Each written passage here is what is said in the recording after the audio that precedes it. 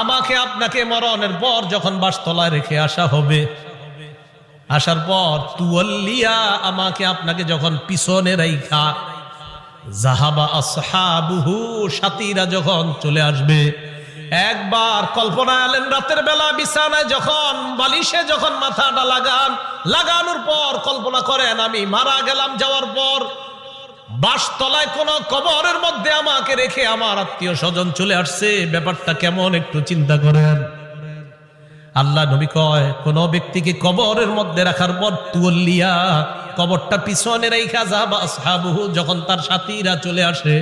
বাবা চলে আসে, ভাই চলে আসে, সন্তানরা চলে আসে, আত্মীয় স্বজন সবাই চলে আসে, আল্লাহ নবী বলেন বেশি দূর যায় না, হাত্তা ইন্নাহু লা ইয়াসমাউ কুরআনি আলিহিম, আমরা যে হাইটা হাইটা আসি আমাদের হাঁটার পায়ের জুতার আওয়াজগুলা ওই